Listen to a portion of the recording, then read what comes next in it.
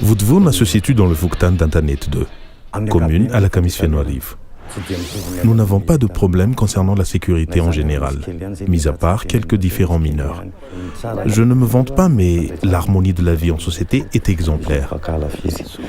80% de la population sont des paysans.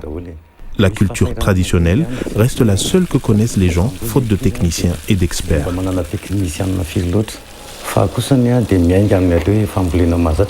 À part l'agriculture et l'élevage, certains pratiquent des petits boulots comme maçon ou la fabrication de briques.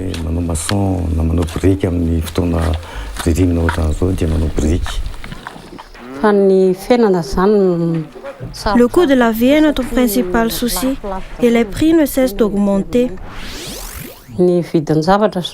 Pourtant, à la campagne, en tant que marchand, on ne peut se permettre de suivre cette augmentation, car les gens d'ici n'ont pas les moyens.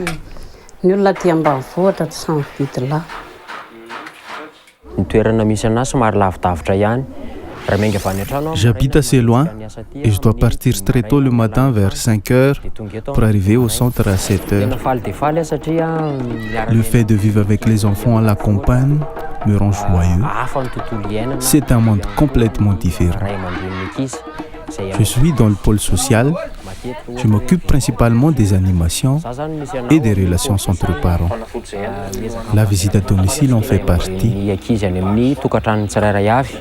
Moi, ce que j'aime bien à Voutvourne, c'est que c'est un endroit ensoleillé, loin de la grande ville, loin donc des bruits.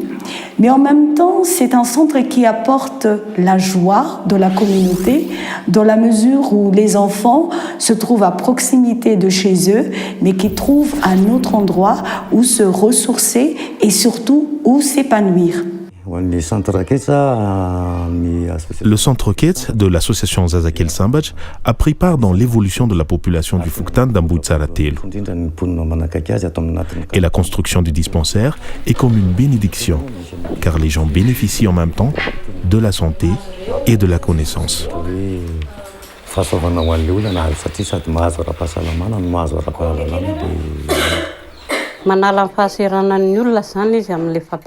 L'aide du centre sur la scolarité des enfants nous facilite la vie.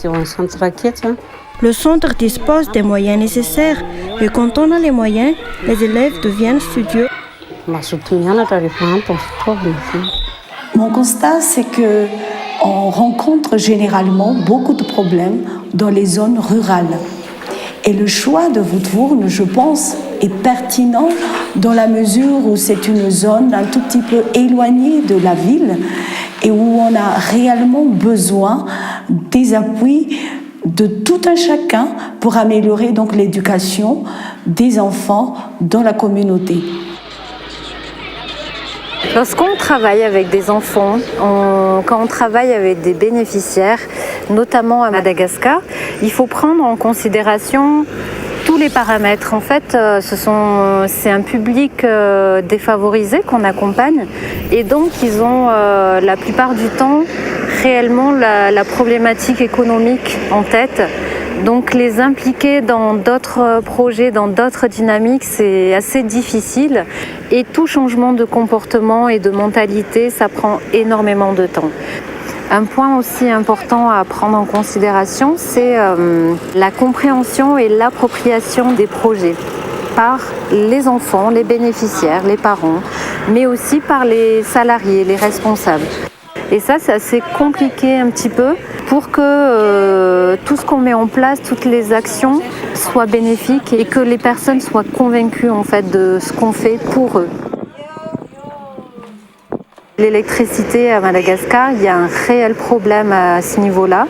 Ça nous a beaucoup ralenti dans la mise en place de nos projets. Là, on ne peut pas encore mettre en place la dentisterie, par exemple.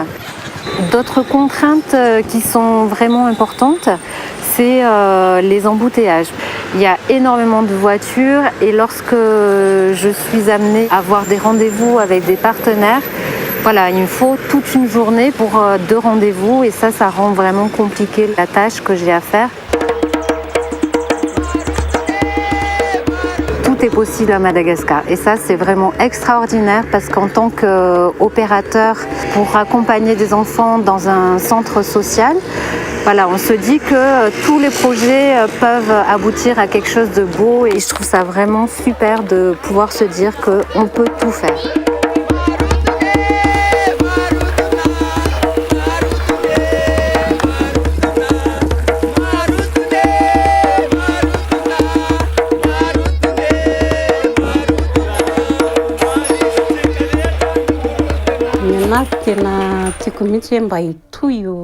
Le centre Kiet assure l'éducation de beaucoup d'enfants dans les environs.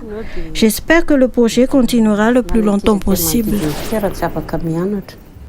Là, vraiment, tous les projets qu'on essaie de mettre en place actuellement, si réellement ça se concrétise, je pense que le centre Kietsa peut être considéré comme un moteur de l'éducation dans la communauté. Et les enfants de Voetvoorn vont pouvoir se dire qu'ils sont bien accompagnés dans leur vie et c'est un projet qui est porteur d'espoir.